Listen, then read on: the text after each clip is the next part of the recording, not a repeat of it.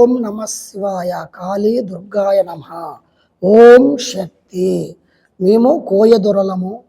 మా తాతలు ముత్తాతల కానించి పెద్ద గురువులు, అఘోరా గురువులు, నాగసాధువులు, ఋషులు, పండితుల దగ్గర ఉపదేశాలు తీసుకొని విద్యని నేర్చుకుని 10 మంది జనాలకు సాయం చేయాలనుకుంటూ ఎంతోమంది కుటుంబ సమస్యలు, భార్య భర్తల్లో ఏదైనా మనశ్శాంతి లేకపోయినా, కలహాలున్నా, గొడవలున్నా వాళ్ళను గురించి మేము అమ్మవారు పూజలు చేసి వాళ్ళకున్న సమస్యలు ఎట్లాంటివో తెలుసుకొని వాళ్ళకి కావలసిన అమ్మవారి రేకులు, యంత్రాలతోటి, తాయిత్తులతోటి వాళ్ళకున్న పీడ, పిచాచి, కర్మ, గాచారం, ఏదన్నా జనాల వల్ల, బంధుమిత్రుల వల్ల రుణబాధలు ఉన్న వాళ్ళకి, మనశ్శాంతి లేని వారికి, లక్ష్మీ నిలకట లేని వారికి, అప్పులు రుణాలు ఉన్నవారికి, వ్యాపారములో వృద్ధి లేని వారికి, ఆర్థిక ఇబ్బందులతోటి మనశ్శాంతి లేకోకుండా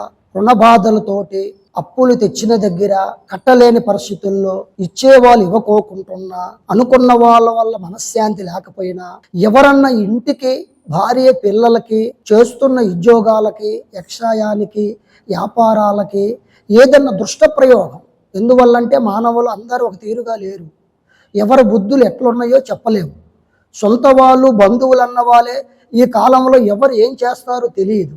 మనకు తెలియకుండా మన వెనకట కొన్ని గ్రహ బలాలు కూడా మనల్ని పీడిస్తూ, డబ్బుని పాడు చేస్తూ, రుణ బాధలని తీర్చలేక కుటుంబంలో చాలామంది మనోవేదంతో బాధపడుతున్నారు.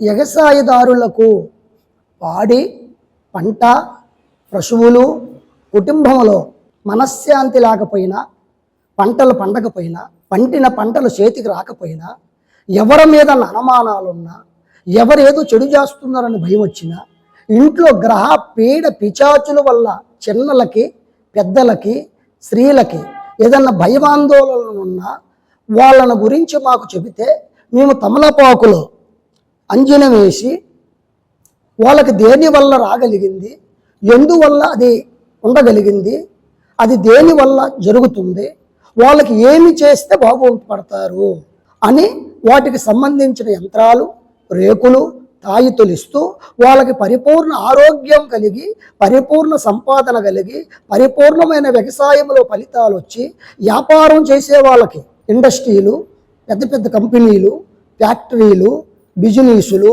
రియల్ ఎస్టేట్లు, రాజకీయ నాయకులు, వాళ్ళకి ఉన్న మనోవేదనలకి, వాళ్ళకి రావలసిన ఉద్యోగాలకి, వాళ్ళకి రావలసిన ఒక డ్యూటీలకి, వాళ్ళు అనుకున్న పనులకి కాకపోయినా తమలపాకులు అంచనా వేసి వాళ్ళను గురించి తెలుసుకొని వాళ్ళకి శాశ్వతమైన పరిష్కారం యంత్రంతో ఇవ్వాలా, లేదా తాయితలు ఇవ్వాలా, వాళ్ళకి పూజలు చేయాలా, హోమ యజ్ఞం చేయాలా అనేది చెప్పి వాటికి పరిపూర్ణమైన నివారణంతో వాళ్ళకి శాశ్వత పరిష్కారం చేస్తాము.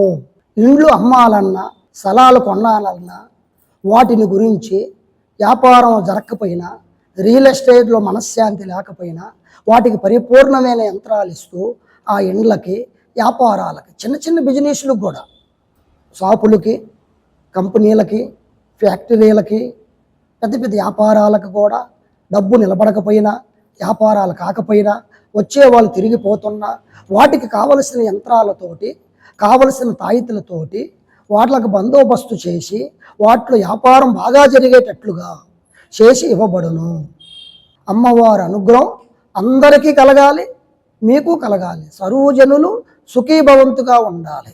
శుభకార్యక్రమాలు లేట్ అయినా, అబ్బాయికైనా అమ్మాయికైనా నాగదోషం ఉన్నా, కాటేరి దోషం ఉన్నా, అక్షంతల దోషం ఉన్నా, మోయిని పీడ పిచాచున్నా, అట్లాంటి వాటి వల్ల పెళ్ళిళ్ళు కాని వాళ్ళు, 20 ఏళ్ళు దాటిన వాళ్ళు, 25 ఏళ్ళు దాటిన వాళ్ళు, 30 ఏళ్లలో ఉన్న వాళ్ళు కూడా, స్త్రీలు, పురుషులు ఎంతోమంది ఉన్నారు. వచ్చిన సంబంధాలు దూరం పోవడం, అనుకున్నవి జరగకపోవడం, ఏది చేసినా మనశ్శాంతి లేకుండా పోవడం, అట్లాంటి వాళ్ళు కూడా వాళ్ళ పేర్లు, వాళ్ళ ఫోటోలు పంపిస్తే మేము అంజనం వేసుకొని చూసి అవుతుందా కాదా, దేనివల్ల జరుగుతుంది, ఎట్లా, ఏమిటి ప్రాబ్లం వాళ్ళకి, అది ఇంట్లోదా ఒంట్లోదా అని చెప్పి వాటికి సంబంధించిన యంత్రబలాలతోటి, నాగబిందువులైనంటి నాగ పడిగలతోటి వాళ్ళకి చేయవలసిన హోమ పూజలు చేసి, నాగ పూజలు చేసి వాళ్ళకి నాగదోష నివారణానికి మోహిని నివారణానికి, అక్షంతలు మాంగళ్య దోష నివారణానికి పూజలు చేసి వాళ్ళకి యంత్ర తాయితలు ఇచ్చి